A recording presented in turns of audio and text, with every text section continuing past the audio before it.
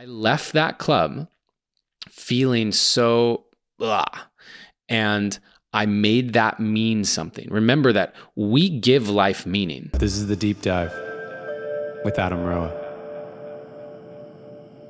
I don't generally go to clubs. It's not up my vibe so much. I don't really drink that often. So being around that many drunk people is one thing. And also the interactions. I feel like you can't talk to anybody.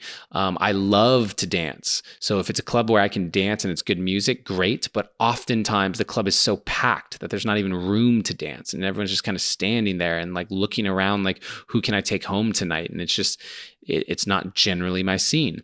And, but we went out one night and I'm at this club and I'm looking around and I'm doing the thing, which is like, let me see if there's anyone I'm attracted to that I want to dance with. I can't really dance. It's packed. Let me see if there's anyone I can talk with. It's super loud, so I can't really talk. So I'm in this state and I'm not really drinking. So, I felt very uncomfortable. I felt incredibly uncomfortable in my body. I just didn't like this feeling that I had. And, I was there for about an hour and a half, and didn't connect with anyone, had a couple brief interactions, and I left that club feeling so, and I made that mean something. Remember that we give life meaning. Right? The experience that we have is just a neutral event, and then we give it meaning. The feeling that we're experiencing in our body at any given moment is just a feeling, and we give it meaning. And the meaning that I gave to this uncomfortability that I experienced was that I was awkward, insecure, that I lacked confidence, and that I was inexperienced. I legitimately left this club thinking all of those things about myself and beating myself up over it and saying, wow, look how far you have to go. Look at how little you know about this realm. Look at how much growth you need. And it didn't feel good. I felt really low and down on myself.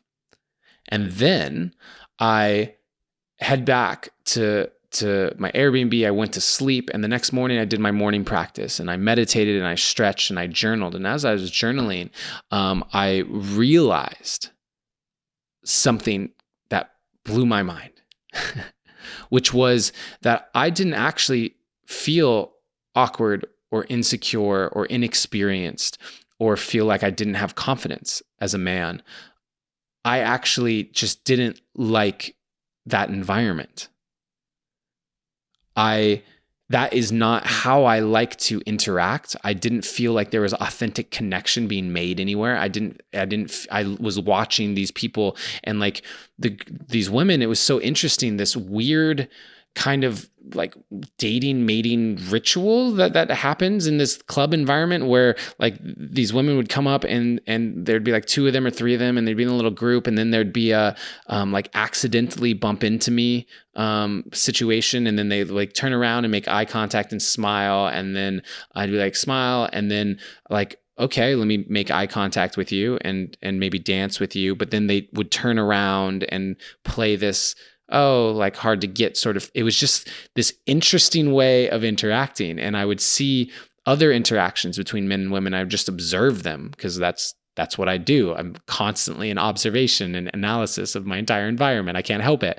And I would just notice that how much of this felt weird and felt inauthentic and felt desperate and felt like I would just rather, I'm the guy that walks up to someone at a Whole Foods and just says, actually, let me give you a real one. I was at a restaurant having breakfast with two friends of mine, and this woman walked in, and she was beautiful, and she just drew my attention for for that reason, but also just like her energy and everything.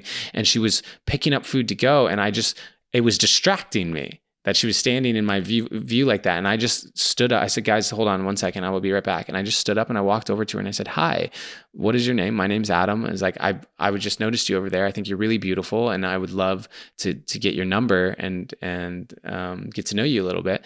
I don't remember exactly what I said, but something like that. I love being direct. I love not playing the games. I enjoy actually speaking to someone. And, yeah. And in my last relationship, I also met the woman on a dance floor and we danced for 4 hours without ever speaking. So I know that I can be in that love bubble, sexy, playful energy, dancing, physical contact, all of those things, and not needing it to be a mental stimulation initially off the bat. I can do that as well. I have the evidence in my past, and that led to a long-term relationship essentially. And so I don't lack for confidence. I don't feel insecure very often. I don't. But yet, when I left that club, because there was this feeling of uncomfortability in my body and the belief that I should love that environment, that's the key here. Because yes, when I felt uncomfortable, I could have thought, wow, I just don't like it here. But I had this belief that you're in a club surrounded by young, beautiful women. You should love it here. You should. And because of that, I created the story that there was something wrong with me for not doing that. And it wasn't until the next morning, and I'm really grateful actually that it happened that fast. And that's why this developing a relationship with yourself and having practices like meditation and journaling are so important, because this is where I learn these things. This is where I get to see these things.